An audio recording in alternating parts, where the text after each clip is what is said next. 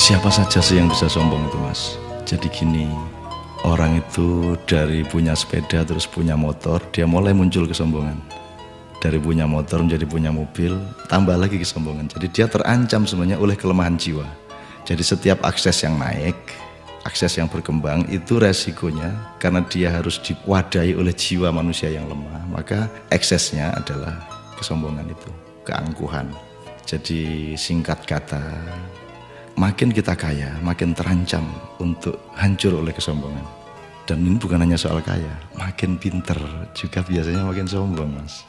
Jadi ada yang namanya kesombongan feodal, itu untuk orang-orang kaya. Ada kesombongan kuasa, itu orang tuh makin berkuasa, makin sombong, makin tidak tahu bagaimana berdiri sejajar dan dengan orang lain. Jadi kekuasaan menciptakan kesombongan, kekayaan menciptakan kesombongan. Dan saya ingin mengatakan poin yang sebenarnya bukan itu.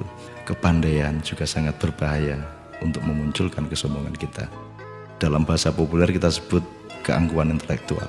Tapi yang lebih berbahaya lagi, menjadi orang soleh, orang alim itu juga bisa menimbulkan kesombongan. Jadi banyak orang-orang yang beragama dengan tekun, salah satu hasilnya adalah dia sombong atas orang lain.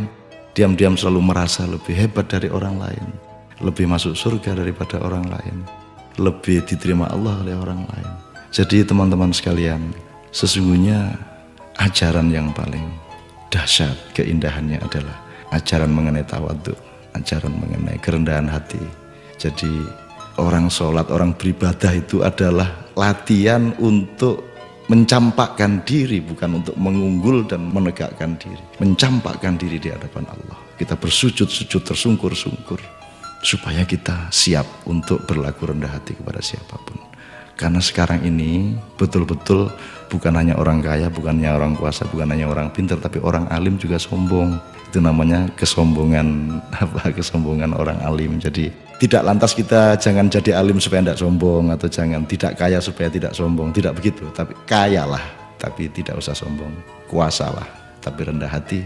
Pandailah, karena itu menjadi justru lebih arif dan menjadi alim serta solehlah, supaya engkau mampu merendahkan dirimu di bawah orang yang paling rendah pun di kampung-kampung yang kumuh tempat engkau lewat dengan kakimu. Terima kasih.